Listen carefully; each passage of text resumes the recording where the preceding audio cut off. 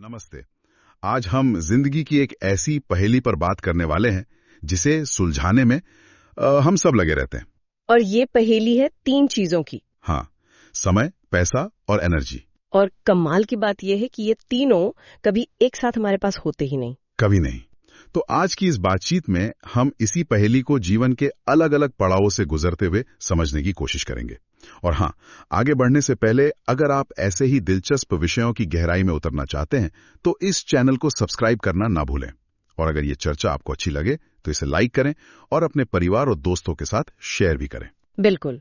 तो चलिए कहानी की शुरुआत करते हैं उस दौर से जब जिंदगी सबसे ज्यादा रंगीन लगती है, जवानी। 18, 20, 22 साल की उम्र। हाँ, कॉलेज का टाइम, दोस्तों के साथ घूमना, भविष्य के बड़े बड़े सपने, देर रात तक बातें, मतलब एनर्जी की कोई कमी नहीं। Full energy. समय ही समय है। लेकिन एक चीज है जो गायब है। पैसा। पैसा। बिल्कुल। इसी को समझने के लिए एक किरदार ले लेते हैं। मान लीजिए रोहन 20 साल का है, कॉलेज में है। उसके पास दुनिया जीतने की एनर्जी है और सोचने के लिए पूरा समय। पर जैसे ही कोई उससे इन्वेस्टमेंट की बात करता है तो उसका एक ही जवाब होता होगा, हाँ भाई, अभी पैसे कहाँ हैं? पॉकेट मनी से तो मुश्किल से काम चलता है। ये कहानी बहुत जानी पहचानी लगती है ना? बिल्कुल। और यहीं पर मतलब ज्यादातर युवा एक बहुत बड़ी गलती कर बैठते हैं। उन्हें लगता है कि समस्या पैसे न होना है। अच्छा। जबकि असली प्रॉब्लम एक साइकोलॉजिकल ट्रैप है जिसे कहते हैं प्रेजेंट बायस। प्रेजेंट बायस, ये तो सुनने में थोड़ा भारी शब्द लग रहा है। इसका मतलब क्या है आसान भाषा में? मतलब बहुत सिंपल है।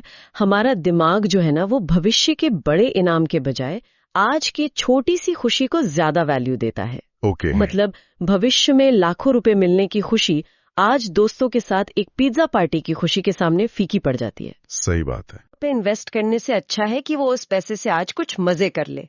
उसे ये अंदाजा ही नहीं है कि वो सिर्फ 1000 रुपए नहीं बल्कि भविष्य की एक बहुत बड़ी वेल्थ मशीन का एक पुर्जा खो रहा है। मतलब दिमाग हमें शॉर्ट टर्म में सोचने पे मजबूर करता है। लेकिन यहाँ एक सवाल भी उठता है, क्या ये सोच इतनी भी गलत है? आखिर जवानी जीने के लिए ही तो होती है, बार बार तो नहीं आती। सवाल बहुत अच्छा है और इसका जवाब सब कुछ छोड़कर सिर्फ निवेश करो ये तो बिल्कुल नहीं है। हाँ, वो तो प्रैक्टिकल नहीं है। नहीं है। बात बैलेंस की है। बात है उस ताकत को समझने की जिसे अल्बर्ट आइंस्टाइन ने दुनिया का 8वां अजूबा कहा था। कंपाउंडिंग की ताकत। एग्जैक्टली। कंपाउंडिंग, ये शब्द हमने बहुत बार सुना है, लेकिन क्या आप इसे और आसान भाषा में समझा सकती हैं कि ये काम कैसे करता है? जरूर।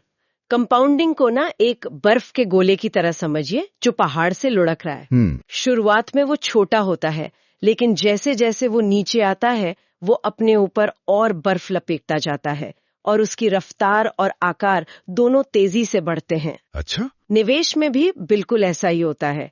आपका पैसा जो प्रॉफिट कमाता है, अगले साल उस प्रॉफिट पर भी प्रॉफिट बनता है। और इस बर्फ के गोले को बड़ा होने के लिए जिस एक चीज की सबसे ज्यादा जरूरत होती है वो है समय। एक लंबा पहाड़ जिससे वो लुढ़क सके।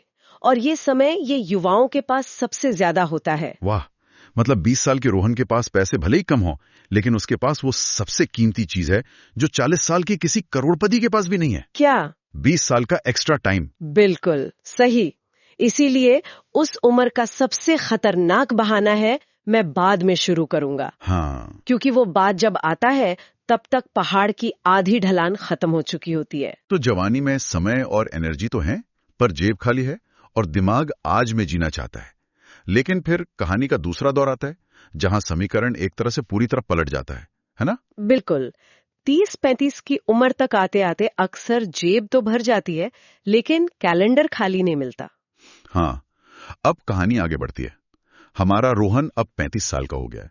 अच्छी नौकरी है, सैलरी भी अच्छी है, घर ले लिया है जिसकी ईएमआई जाती है, बच्चों की स्कूल की फीस है, गाड़ी की किस्त है और ऑफिस का प्रेशर तो है ही, जिसे सैंडविच जनरेशन भी कहते हैं।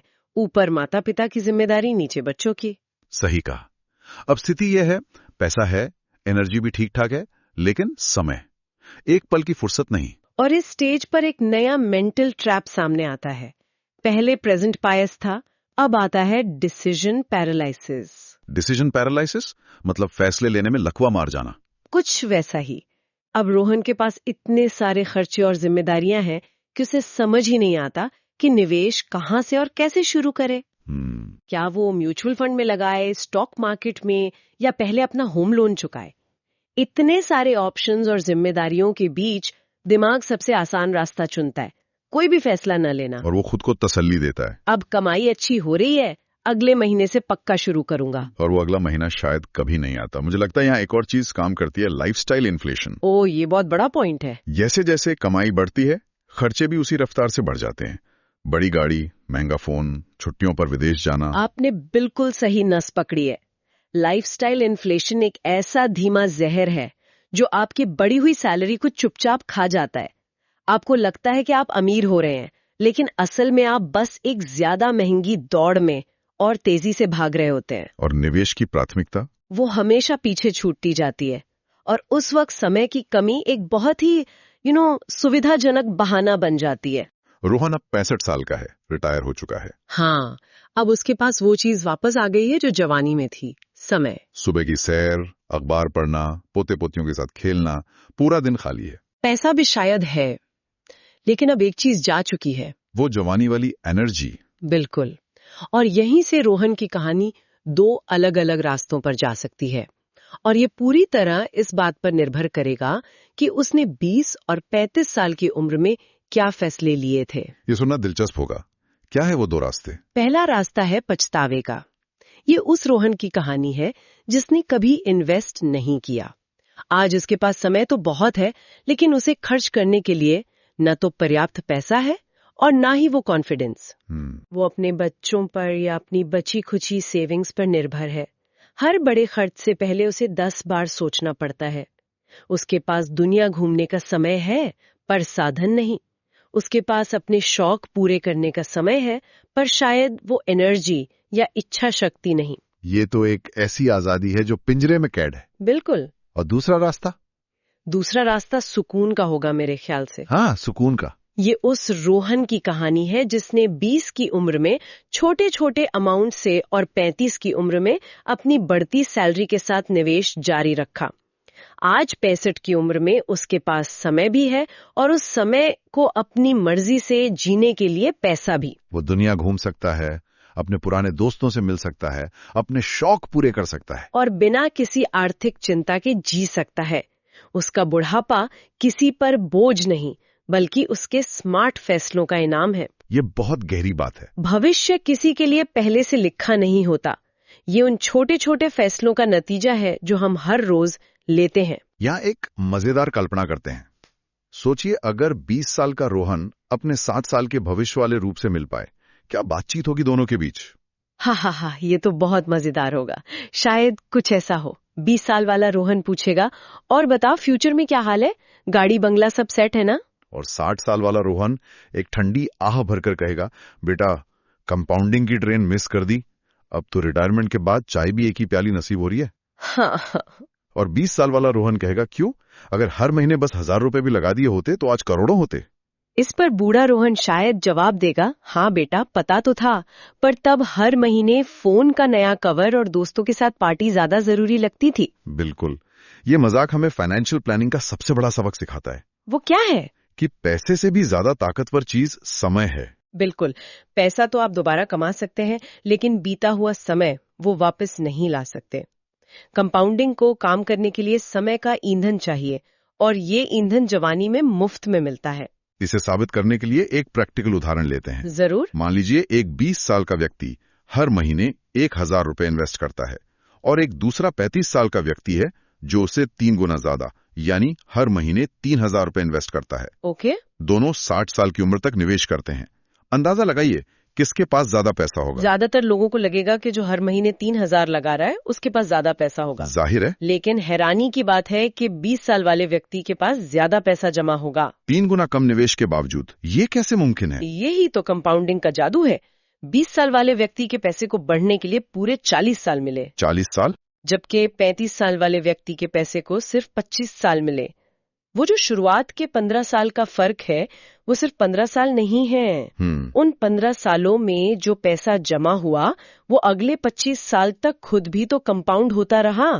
उसके पैसे ने ज्यादा समय तक काम किया। वाह। ये साफ दिखाता है कि आप कितना निवेश करते हैं, उससे ज्यादा जरूरी ये है कि आप कितनी जल्दी शुरू करते हैं। तो आज की इस पूरी चर्चा से जो एक बात साफ समझ में आती है, वो ये है कि जवानी का समय और ऊर्जा ही असल में बुढ़ापे की आर्थिक सुरक्षा की नींव रखते हैं। आज का एक छोटा सा, शायद उबाऊ लगने वाला फैसला कल का बड़ा सुकून बन सकता है। बिल्कुल। समय और ऊर्जा किसी के लिए नहीं रुकते, जिंदगी भी नहीं रुकती और भविष्य इंतजार नहीं करता। सही बात है। इसलिए जल्दी निवेश करें, स्मार्ट तरीके से निवेश करें और सबसे जरूरी अपने भविष्य के लिए निवेश करें। आपका भविष्य वाला रूप आपको इसके लिए धन्यवाद देगा। तो इस चर्चा के बाद हम अपने सुनने वालों के लिए एक सवाल छोड़ जाते हैं। इस समय पैसा और एनर्जी के समीकरण के बारे में आप क्या सोचते हैं? और बिना अपनी उम्र बताए आप खुद को अभी जीवन के किस पड़ाव पर पाते हैं? अपने विचार कमेंट सेक्शन में जरूर शेयर करें। हमें पढ़कर अच्छा लगेगा। आप यहां तक आ ही गए हैं तो जाने से पहले ऐसे ही जानकारी भरे वीडियोस के नोटिफिकेशन पाने के लिए प्लीज चैनल को सब्सक्राइब करें। मिलते हैं अगली बार एक और गहरी बातचीत के साथ।